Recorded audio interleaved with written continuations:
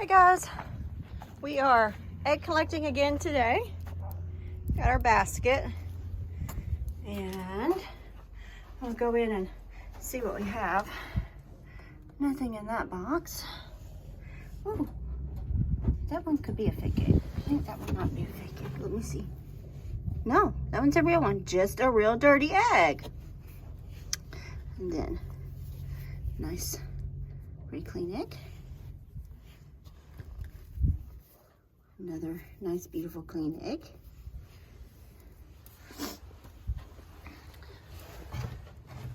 Oh, sorry, guys. I don't know if you can see me. I'm gonna turn this around. I'm having to go under this roost bar with this hat, and it is not working. So, it takes me a little bit to get in here.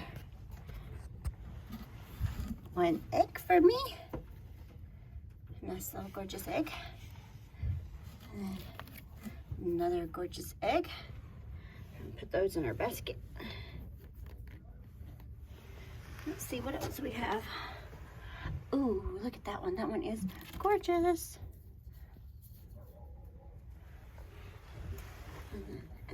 In my basket. And let's see what else I have. Oh, there's another one. This nest box setup, it's a little bit difficult, but I had to reconfigure the coop that we had bought, and I moved these nest boxes. These nest boxes were, oh, y'all, I missed an egg. Y'all let me miss an egg. Look there. I almost missed that one. That one's green. Ooh, I wonder if that one is, it's kind of a greenish blue. That one teal. I wonder if that's my Whiting True Green. No. And apparently she has an egg on board. But this coop was, whenever I purchased it, we actually bought this particular coop. And these nest boxes were pulled out and attached to the inside up about there. So what would happen is the chickens would actually roost on top of the nest boxes.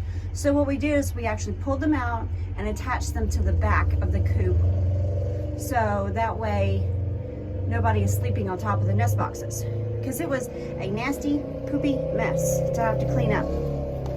Plus it wasn't good chicken habit. So hang on, there's a razor moving going on. The noise will be over soon. The boys just got hay. So what I did was we moved these nest boxes to on the external back side of the coop, and that way there's nobody actually roosting on top of them. And then I went through and added roost bars to this because it will actually hold 20 chickens, so there was no reason not to actually have roost bars. The builder could have done better. I suspect he may not have chickens, but that's okay. We made it work and made it usable for us, so that's what we did. So we're gonna go to our big coop, see what eggs we have. The boys just came in with a load of hay, so it might get noisy. Oh, we'll check the run. Make sure the run doesn't have any eggs. No, excuse me ladies, y'all having your drink? So this is the Premier One insulated drinker. These girls took to it no problems as soon as I set it out. But we it keeps we got it mainly for the winter because it's electric and you can plug it in and the water doesn't ice. Last year I had a really bad fall having to come out here and tote water to the chickens, and I had a hip contusion. So we went ahead and spent the money and invested in the insulated drinker, and I will not use anything else, I promise.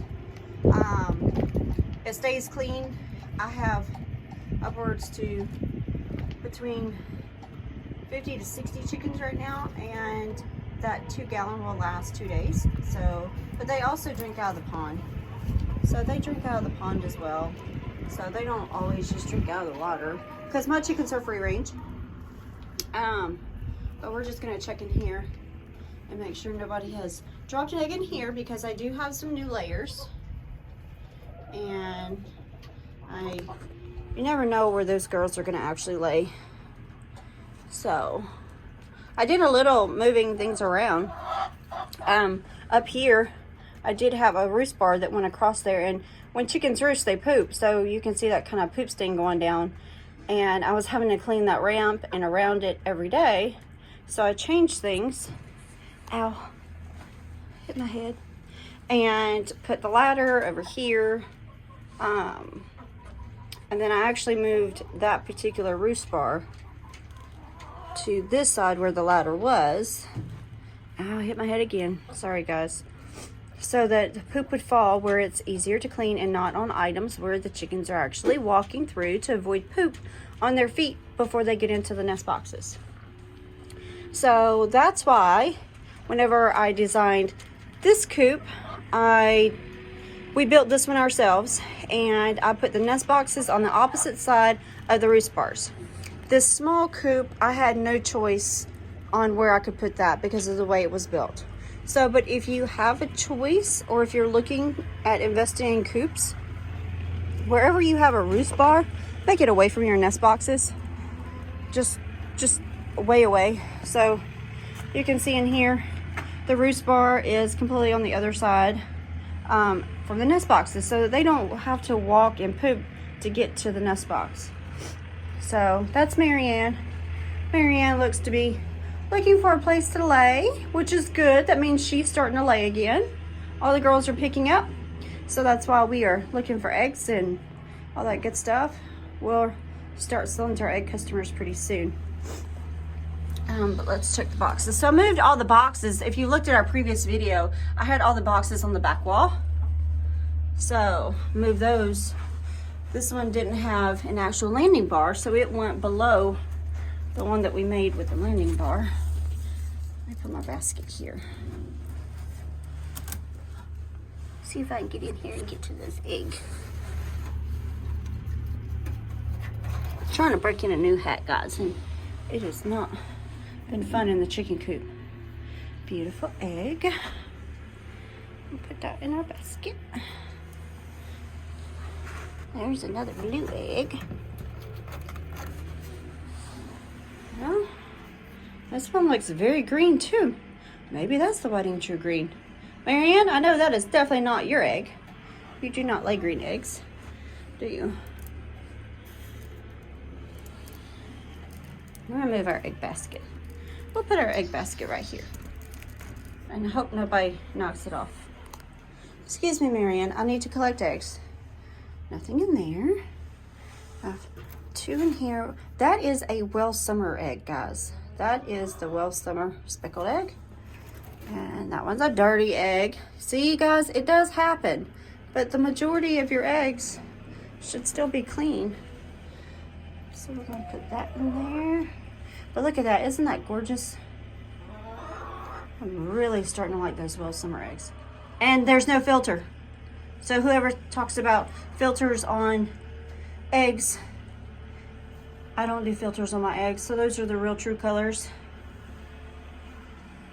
Oh, excuse me, Marianne. May I get these two eggs? I didn't want to bother you, but I'm going to grab these two.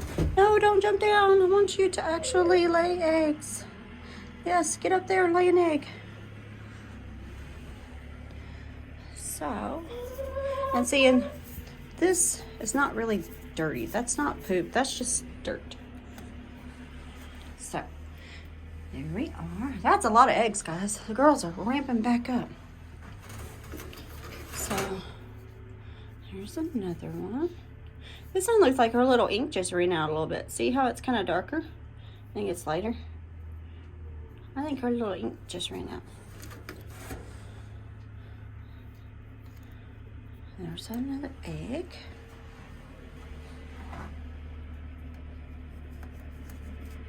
Put those in the basket.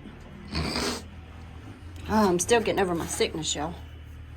And see, that one, it's just got a little dirt on there, but it's pretty much a clean egg. Ooh, that one's gorgeous. The balloon didn't dry completely, or it was heavier in certain areas. But those streaks are just the bloom streaks, because there's no broken egg in there, so that's not yolk. That's just the bloom that has dried on the egg, which is good. We love bloom. But that's our egg basket. As you can see, and I guarantee you, see it, we're in the shade right now. So we're in the shade, and these eggs turn colors depending on where you actually put them in the lighting. See how they change colors? See how dark blue that looks? Whereas here, it looks very light blue. Let's look at that green one. Let's see what the green one does. See, even the white one, the real light white looking eggs change colors. So it all depends on the lighting, and sometimes the lighter color eggs will look purple. So let's see what they look like in the sun. So that's what they look like in the sun. All different colors. And see, that one looks really, really blue in the sun. But in the egg basket, oh, and that one looks really, really green.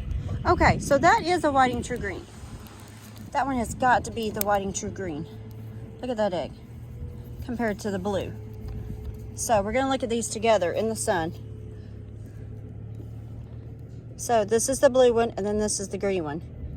You can see how the difference is. So that one's got to be my Whiting True Green. That one's gonna be a Whiting True Blue, or one of the Easter egg or hatchery Americanas is what I call them. But, and then, whenever you look at this one, next to the green one, look how gorgeous that looks. And these are just in the sun, so you guys can see the difference. Try to make sure that one stays safe because it's so pretty. But that's what our eggs look like in the sun. But a good basket today, guys. Look at how many eggs. That's good. The girls are going back, doing their jobs, all that good stuff. But they range. And as you can see, they go and they drink out of the pond. And they go and they play in the mud in the pond. So that's our cattle pasture.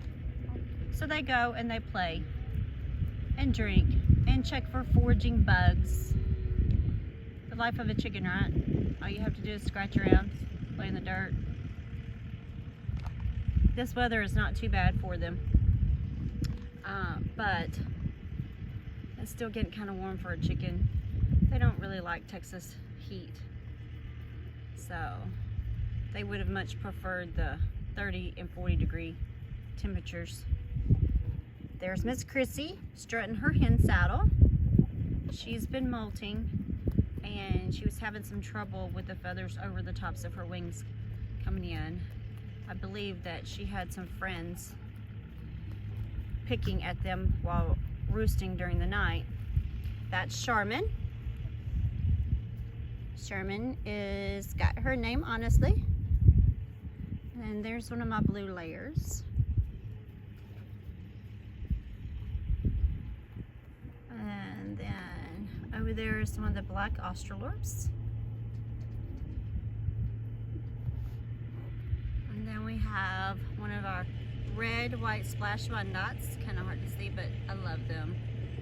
I love their nice little hue buds. That is Broody Betty, actually.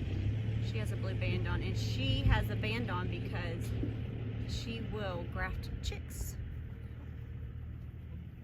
when she goes broody.